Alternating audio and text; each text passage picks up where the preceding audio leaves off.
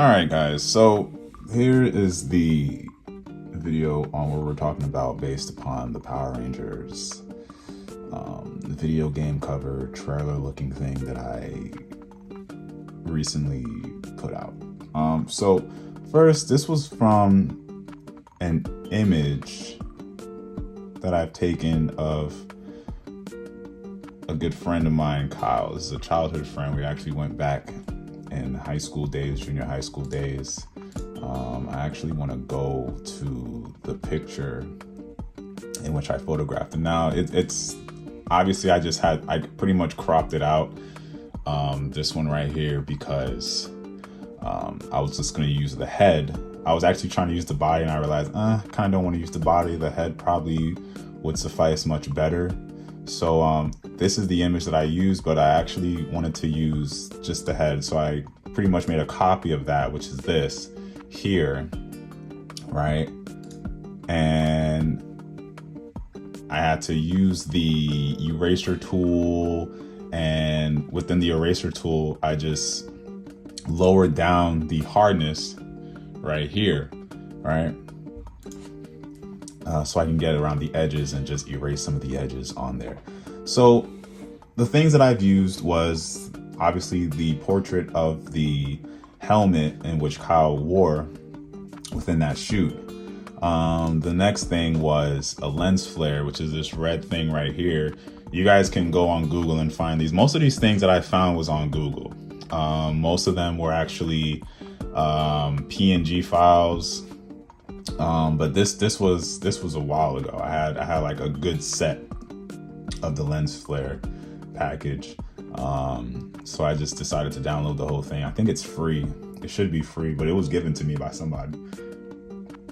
Excuse me, but it was free for me. I'm pretty sure it should be free for you guys as well. The next thing is the clouds. So I added some clouds, a little bit of mist there. Within the clouds that I've used, I'm just gonna add more of them. And pretty much what I did was just I went to the filter gallery, and I went to the blur section, and sometimes I would use Gaussian blur and motion blur from time to time. So I would mix between the two, whatever makes, whatever tickles your fancy basically. And I just grouped all of these in under clouds because I had a lot of clouds. So I just grouped them into one group layer as such. And then now we're gonna go to the text.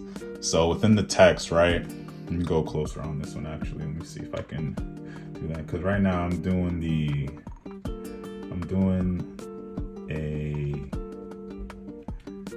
zoom. Well, I'm using a gimbal right now. You guys can see my reflection that I'm using something like right there. You can see my hand in the camera. Not the camera, but the computer reflection. So back to the text. So I've done the text. I usually put its morphin time because it was based off of Mighty Morphin Power Rangers. So what I pretty much did, as you guys can see, the one that's clicking right here, I didn't use the O for morphin.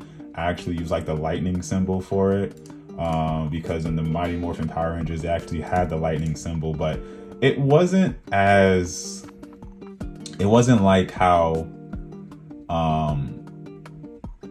you see it now. It was actually an O, and the Power Rangers symbol, the lightning symbol, wasn't within the O. It wasn't replaced with the O in Morphin. But I decided to be a little bit more creative, and I just decided to put that lightning there. And I also used a 3D tool. It was just for fun. Oh, by the way, this is all from Photoshop. So, this was all done with Photoshop. And again, I had to group the layers because these were all text. I didn't want all the text scattered around. And sometimes I would do it again. I tried doing it again to add a little bit of oomph to it, so to speak. And again, I used the grouping layers again, and I had to just put it in one section. Now, the next thing we did was putting the console logo. So I'm gonna actually go and zoom in here. Whoops, going down. So you guys are gonna see the console logos at the bottom, like right here. All right. So again, these console logos, right? These were all from Google. Okay, I recommend using the PNG files, and if you can't, try to get like a background. Get a background black, so like the text is white, so and the background would be black, so it would actually contrast from each other. And if you were to do that, right, the easier way, in my opinion, it was like the easiest way, is to go on to this right here. Normally it would say like normal, but once it's like overlay, I think it's screen or linear dodge add, that'll actually make the black background not disappear, but it wouldn't be shown. So it won't be appeared as you would see to the naked eye, and it goes really well. So all you have is the white text. The next thing was also the development logos. I put development logos, so like Unreal Engine, Rated Pending, Bandai Namco, because Bandai Namco is pretty much is just Power Rangers, but I decided to put Bandai Namco because Bandai Namco is Bandai Namco, blah blah blah blah blah blah, you know. Again, I grouped these things, and you could also find these logos on Google. They're not really hard. The next thing I put, right, was actually not just a lightning logo, but I also put a mixture of text. And I honestly didn't really group those because there are just 4 of them. I should, but it is what it is. I use that as like a coming soon thing in 2025, and I added the lens flare, and I'm gonna give you a little bit of context to where it came from. So these lens flare, right? These lens flare would actually complement the lightning, which I did not add yet. Was it this one? No, it was the other one, because I had 2 of them. And there it is. That's pretty much that.